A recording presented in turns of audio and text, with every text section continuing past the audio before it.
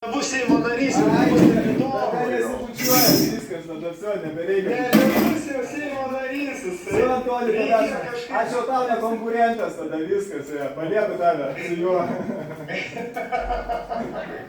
Jau viskas, jau Vytautas kažkaip reikėjo paskubėti su to. Aš galvoju, Vytautai čia gal specialiai padarė šitą dalyką, ką? Kad neatvežtų manęs. Gal bijot manęs? Negali kalbėti, burna užimta, Antoni, pasi burna užimta, supranti, negali kalbėti. Pasi kai burna užimta, pasi būna kietas daiktas burna.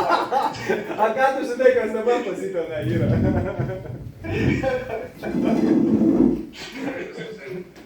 Supratau. Gerai, viskas tada. Pasimatysim dar Vytautai. Bus eilinis pida gėrimas.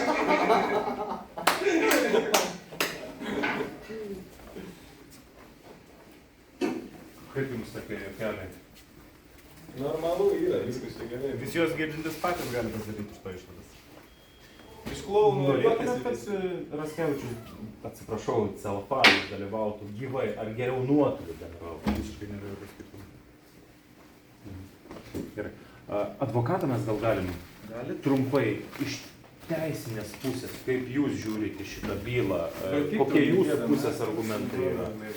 Iš teisinės pusės, tai iš tikrųjų žiūrint bylą lygiai taip pat, kaip ir Tomas Vytautas jums davė prieš tai savo interviu, tai su šypsena žiūrim, gilių įsitikinimų, nei teisinių, nei faktinių argumentų tam, ko yra prašoma, na, tiesiog nėra.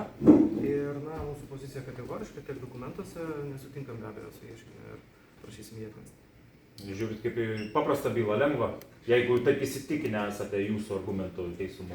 Kadangi esame įsitikinę argumentų pagrįstumu, tai be abejo žiūrim ramiai į šitą bylą, esame įsitikinę, kad teismas turi pakankamai kompetencijos tokio pobūdžio bylas, nesvarbu, kiek jos būtų spalvingos, išspręsti. Tai tiesiog, na, kažkas norėjo dalyvauti gyvai, okei, dalyvausim gyvai ir manau, kad lapkričio 5 ir bylą įsinagrinėsim, nes kažkokių klausimų teisinių, netgi faktinių, neaiškių, na, jų byloje tiesiog nėra. Praktikoje savo esat turėjęs ką nors panašaus? Bučinio bylų? Ne. Bet, na, panašaus turinio bylų Tomo Vytauto esu jau atstovavęs, tai, na, tai ką jūs girdėjot čia prieš atsijungiant iš laisvės atėmimo įstaigos įrašui, na, Tomas tai tikrai yra be galo daug kartų tokių panašių pasisakymų girdėjęs. Aš galbūt mažiau, bet, na, tiesiog yra tokia byla, atėjom. Ne mes pasikreipėme į teismą, tai atėjom gintis.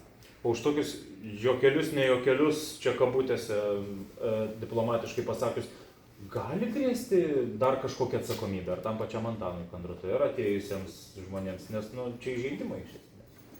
Na, jeigu sakot diplomatiškai, tai aš irgi diplomatiškai atsakysiu. Na, svarstyti visada galima, ar tokie teiginiai jie yra tinkami, jau labiau teisme, bet, na, turbūt, kai žinom, į kokią bylą ateinam, tai ir tie pasisakymai, jie nėra kažkokie, nežinau, išskirtiniai, netikėti, pribloškiantys ir panašiai.